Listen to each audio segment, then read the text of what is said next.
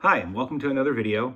This one's going to be a little bit different. This is going to go ahead and highlight indie artists, self-published stuff that has come into the shop, either contacted by the creator or by other oddball means. This is really, really good stuff. I collect a lot of horror, but this is the stuff that really, really just gets me going. Where you get somebody out in the middle of nowhere that just sends something that is just gorgeous. The story's great, the art is great, the production has been really, really well thought through, and it's not something that you see. It's definitely not your superhero stuff, not coming out from big companies, and it's harder to find, unfortunately. I want to give it a wider audience. This stuff is brilliant. It really, really, really is. And I'm glad that I get to see it come into the shop more than a lot of other places do. It's something worth checking out. I'll be putting down as much information about the creators in the description down below.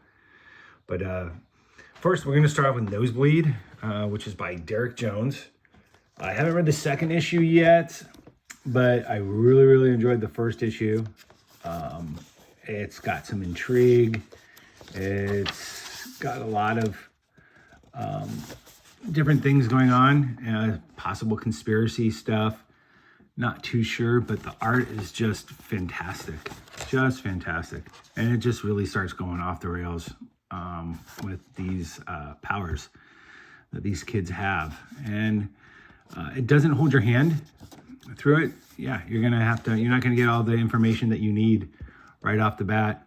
You're gonna have to do a little bit of speculation, and it does leave you hanging. I'm not gonna go any further in, but it's on nice cardstock. Really, really good. Highly recommend it. Fun read, great all around. So that's from Derek Jones. He has a Patreon under his name, Derek Jones. That's with one R. And he can also be found at IG at SkudSink, SKUDSINK. And on, yeah, I'm not going to do the X thing because... next we have Denim Devil. This is given to me by Yanez. He and his buddy Zach Carter.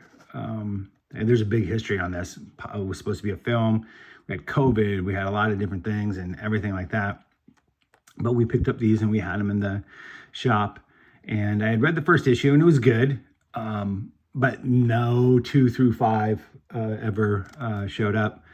Then it was brought to my attention again that this is actually completed and is going to be shopped around. And it was a great series. Luckily, Jared was kind enough to give me the PDF.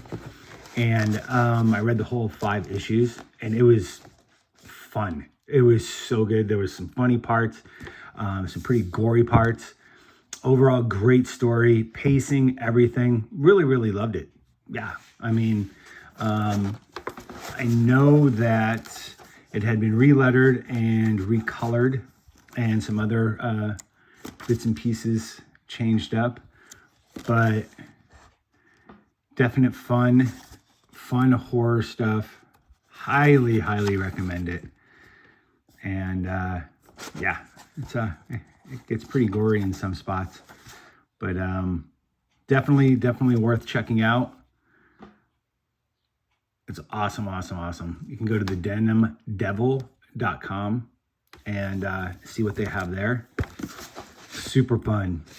Great stuff. Next one we have is Rufus Carl is One Bad Hombre. Sorry. I was able to read 1, 2, and then 3, 4, 5, 5 issues. And it's a great story. Talk about your past coming to haunt you for the things that you've done and the person that you were, even though you've changed. Really, really, really good. Love this book. I know he's working on the new one. and I can't wait to see it. But again, spectacular read. Really, really, really fun. The pacing's great as the story unfolds. And I don't want too much. Well, I think they kind of give it in the first one. He's a hired killer that decided to go ahead and get out of the business and just work as a cook. And his past catches up to him. Unfortunately, you hate to see it, especially when somebody has changed. But it's what happens and what he does when that happens. So definitely check it out. It's by El Justo or Justin Renteria. And you can check him out at underscore Justo underscore draws. And I think that's across all platforms. But definitely check it out. Well worth it.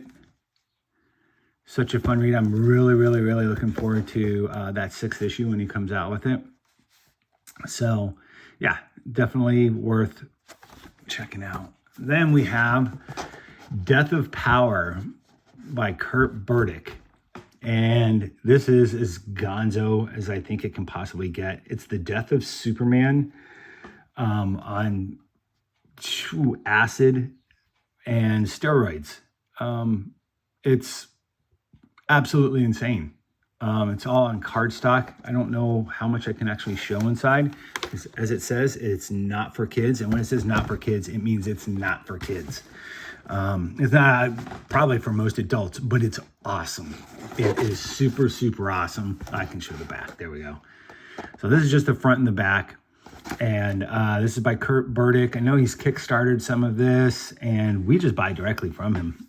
We sell so much of this stuff. And every time a new issue comes out, we end up picking up more readers.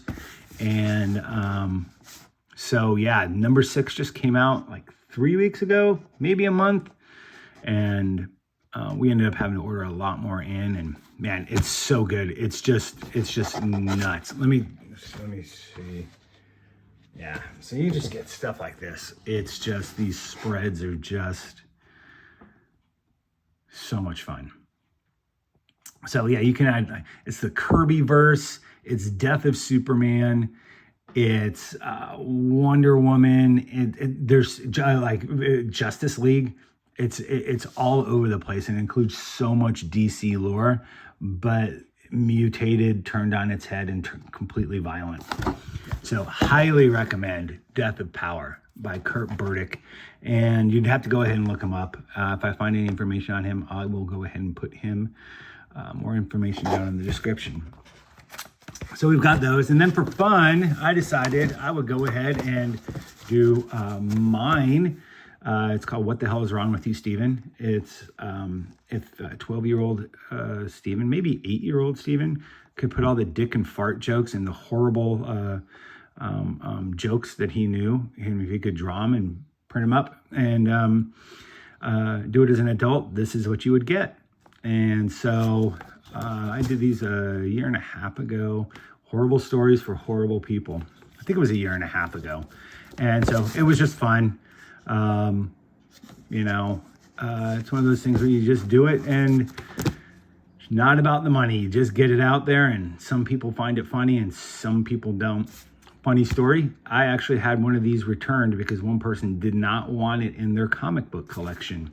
So for him being offended, made me feel kind of funny.